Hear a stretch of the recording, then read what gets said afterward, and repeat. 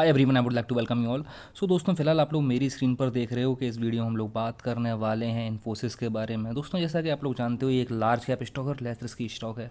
इसी के साथ मगर आप लोग यहाँ पर आओगे, इसकी इन्वेस्टमेंट चेकलिस्ट पर नज़र डालोगे तो फिर यहाँ पर एक चीज़ तो हम लोग देखने को ये मिलती है जो पैरामीटर अपने अगेंस्ट में जाता है कि इसका जो करंट प्राइस है ये अपने इंट्रिंसिक वैल्यू से ज़्यादा है।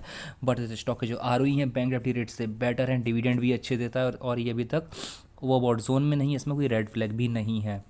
अब बात आती है इसमें फोरकास्ट की, तो फिर इसको जितने भी एनालिस्ट कवर करते हैं उसमें से 81% यहाँ पर बाइंग रिकमेंडेशन देते हैं।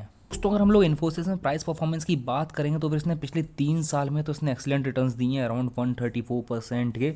बट पिछले एक साल में ये अप्रॉक्सीमेटली 3.9% डाउन है। ठीक है, ईल टू डेट में अराउंड ये 13-14% डाउन है। ठीक है, पिछले 3 महीने में ज़रूर अप है 11-11.5% के आसपास, एक महीने में 7.5% और 1 वीक में अराउंड 2.7% अप है। ठीक है, अब इसमें बात आती है इसकी वॉल्यूम एनालिसिस की, तो फिर आप लोग एक चीज़ देखो कि कंपनी बहुत अच्छी है। इसके लिए ना लोग इसमें जो होल्डिंग उठा रहे हैं, जो ट्रेडिंग कर रहे हैं, वो डिलीवरी बेसिस पे कर रहे हैं। बिकॉज अगर आप लोग इसका डिलीवरेबल वॉल्यूम देखोगे, आज का डेटा तो यहाँ पर पुल नहीं हुआ है बट कल का देखोगे तो 55% की डिलीवरी उठाई गई है। ठीक है, इसको अगर आप 1 वीक का एवरेज देखोगे तो यहाँ पर 59% की अप्रॉक्सीमेटली डिलीवरी उठाई गई, 58.9% की। और उससे पहले 1 मंथ का एवरेज 62%। तो इसका मतलब क्या है कि जब ये स्टॉक नीचे गिर रहा था तो लोग इसको बाय कर रहे थे। ठीक है, हायर रेट्स पर, अपर रेट्स पर लोग इसको बाय कर रहे थे। अब यहाँ पर अगर हम लोग जाकर के नज़र डालेंगे इसके फाइनेंशियल्स पर तो फिर यहाँ पर एक चीज़ देखने को मिलेगी हम लोगों को कि इसके जो रेवेन्यूज़ हैं वो कंसिस्टेंसी के साथ में हम लोग ग्रो करते हुए नज़र आते हैं। ठीक है, बहुत ही अच्छी बात है।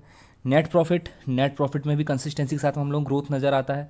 ठीक है, 2019 में थोड़ा सा इसमें डिक्लाइन मिला था एज़ कम्पेयर टू 2018 में, बट उसके बाद में कंसिस्टेंसी के साथ हम लोग ग्रोथ नज़र आ रही है। अब अगर हम लोग इसकी आरओई के लिए बात करेंगे तो फिर 29% एक्सीलेंट, पिछले अगर 4 साल में कंपेयर करोगे तो सबसे ज़्यादा इसने अपनी आरओई को रिपोर्ट किया है।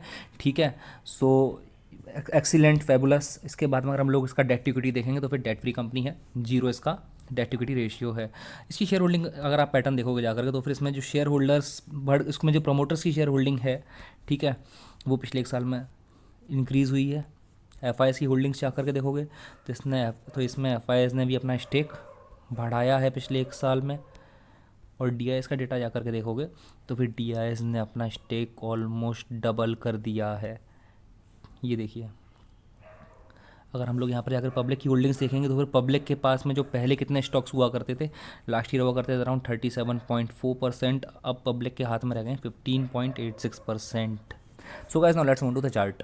फिलहाल आप लोग मेरी स्क्रीन पर इन्फोसिस का डेली चार्ट देख रहे हो और इसके डेली चार्ट पर आप लोग यहाँ पर क्या देख रहे हो, इसके डेली चार्ट पर आप लोग यहाँ पर ये देख रहे हो कि लास्ट ईयर यहाँ पर जहाँ पर सपोर्ट ले रहा था उसके बाद में इसने जहाँ से जब ब्रेक डाउन दिया, गैप डाउन ओपनिंग देकर के बाद में जैसे ही नीचे आया, नीचे आने के बाद में पिछले एक साल में वहीं पर जाकर रेजिस्टेंस खा रहा है और इसने यहाँ पर एक डब्ल्यू पैटर्न बनाया है डबल बॉटम का। इसको वापस सपोर्ट कहाँ पर मिला, सपोर्ट इसको यहीं मिला जहाँ पर इसका प्रीवियस कोई सपोर्ट रहा होगा। ठीक है, इस लेवल के आसपास इसको सपोर्ट मिल गया है। तो फिर अभी हम लोग इसमें क्या देख रहे हैं, इसमें कुछ नहीं, इसमें सिंपल सा एक डबल बॉटम बन रहा है और डबल बॉटम के साथ में अगर आप लोग यहाँ पर देखोगे तो फिर ये यहाँ पर कुछ तरह से एक सपोर्ट लाइन बनती है। ठीक है, सो हम लोग कुछ इस तरह से यहाँ पर एक सपोर्ट लाइन देखते हैं इसकी, और इसकी सपोर्ट लाइन के साथ में अगर हम लोग ऊपर देखेंगे यहाँ पर तो यहाँ पर इसमें ऊपर बनता है एक इस तरह से एक रेजिस्टेंस लाइन बनती है। और जैसे ही अपनी रेजिस्टेंस लाइन को यहाँ पे ब्रीच करेगा यहाँ से ऊपर जाएगा। ठीक है, इसमें टारगेट कर सकते हैं हम लोग। पहली बात तो ये कि इसको कहाँ रेजिस्टेंस मिलेगा, इसको रेजिस्टेंस यहाँ मिलेगा जा कर के इस वाले एरिया में, इसको रेजिस्टेंस मिलने वाला है। अगर मैं प्रॉपरली ड्रॉ कर पाऊँगा तो ये जो गैप दिख रहा है आपको, ये गैप है। ठीक है, इस वाले गैप में इसको रेजिस्टेंस मिलने वाला है। उसके बाद में जैसे ही इसको ये पास कर जाएगा उसके बाद में ऊपर जाएगा यहाँ से, तो इसका हम लोग टारगेट कर सकते हैं। इसका टारगेट रख सकते हैं अराउंड कुछ 15% के आसपास मिल सकता है, इसमें 1900 तक जा सकता है, प्रोवाइडेड ट्रेलिंग स्टॉप लॉस इसमें रखना पड़ेगा। ठीक है, बिकॉज कंपनी अच्छी है तो फिर जब ये नीचे डाउन ट्रेंड में था इसमें काफ़ी अच्छे लोगों ने इसमें बाइंग भी की हुई और इसमें अभी जो मोमेंटम आया काफ़ी स्ट्रॉन्ग अपसाइड में मोमेंटम लोगों को देखने को मिल रहा है पॉजिटिव साइड में। सो जैसे ये यहाँ से ऊपर जाएगा हम लोग इसमें पोजीशन बना सकते हैं। स्टॉप लॉस कहाँ रखेंगे, स्टॉप लॉस रखेंगे लास्ट स्विंग लो के नीचे, तो यहाँ कहीं पर हम लोग स्टॉप लॉस रखेंगे या फिर यहाँ कहीं पर रखेंगे, प्रोवाइडेड आपका रिस्क एपेटाइट कैसा है। बट स्टिल मेरी तरफ से कोई रिकमेंडेशन नहीं है, मैं जस्ट एक एजुकेशनल पर्पज़ के लिए एनालिसिस शेयर करता हूँ। So guys, this is my analysis in Infosys Limited. Meanwhile, what do you think? Please drop your suggestions in comment box and have profitable sessions ahead. See you in my next video. Take care.